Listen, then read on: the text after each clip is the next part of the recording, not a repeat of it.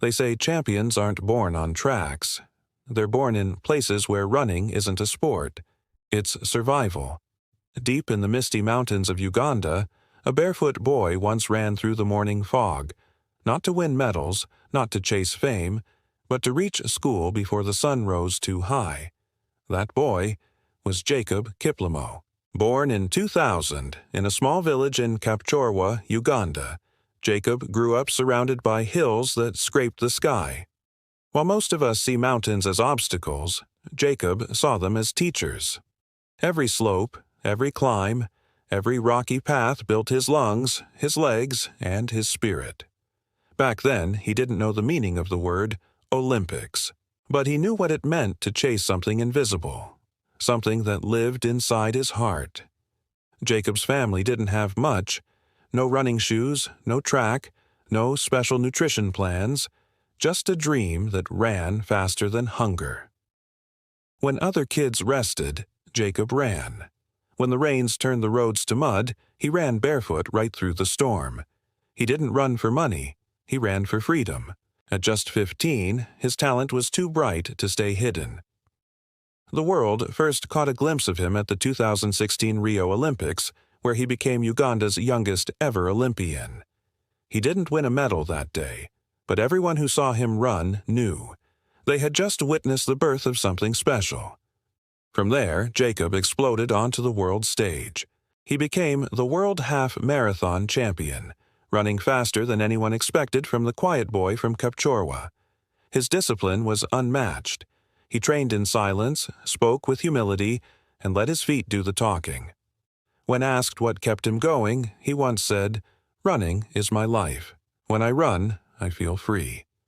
He wasn't just chasing records, he was chasing the best version of himself. In East Africa, long-distance running is like a religion. Kenya had Eliud Kipchoge, Ethiopia had Kenenisa Bekele, and now Uganda had Jacob Kiplimo. Every race became a battlefield of legends. Kiplimo was young, fiery, and fearless. He wasn't just running against others, he was running against history itself. But then setbacks came. Injuries, fatigue, and the immense weight of expectations started pressing down on him. For 2 long years he struggled with consistency. People began to whisper and doubt. Was the young prodigy fading away?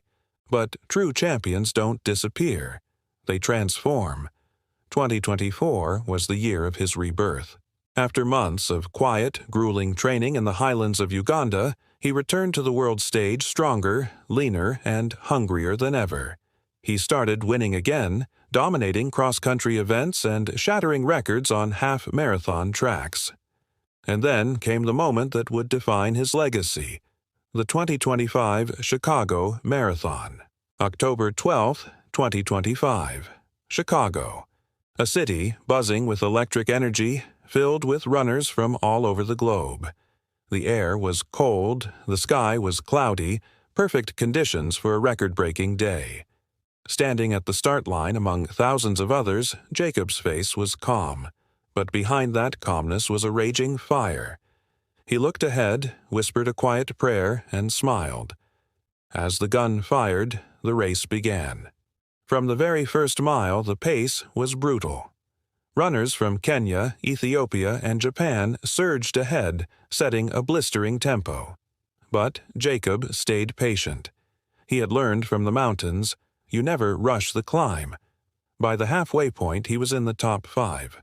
By mile 20, only 2 runners remained beside him. Their breathing was heavy, strained. Jacob, still steady. He was saving his energy for the final storm, and then the final stretch. At mile 24, the roar of the city crowd was deafening. Downtown Chicago turned into a tunnel of sound.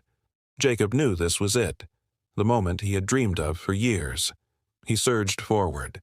His strides lengthened. Every muscle screamed, every breath burned, but his heart said, "Don't stop now." He passed one runner, then another. And suddenly, he was alone, leading the pack. Running not away from something, but toward destiny.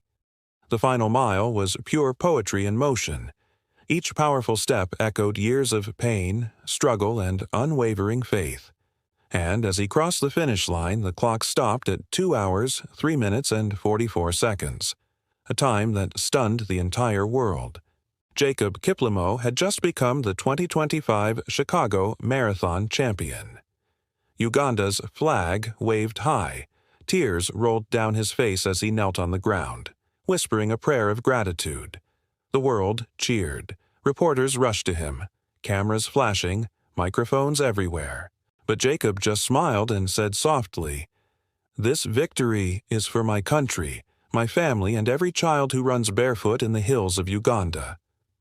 He didn't talk about fame or money. He talked about hope, because for him, this wasn't just a race. It was proof that no matter where you come from, your dreams can run faster than your fears. Jacob's win wasn't just historic, it was symbolic. It showed the world that true greatness doesn't need luxury. It needs heart. It needs faith. It needs a boy who never gave up on his morning runs through fog and stone. Today, Jacob trains other young athletes in Uganda, helping to build the next generation of champions. He reminds them, if you can dream it, you can run toward it. And every time he steps on the track, the world remembers. The boy who ran from the mountains now runs with the stars. So, the next time life feels like a race you can't win, remember Jacob Kiplimo. Remember how a barefoot child from a small village outran the world's best. Remember that greatness doesn't come from where you start, it comes from how far you are willing to run. And if you believe that hard work can beat fate, hit that like button, subscribe for more incredible stories, and share this video with someone who needs a reminder that even the smallest steps can lead to the biggest finish lines. Because Jacob Kiplimo didn't just win a marathon, he won the world's heart.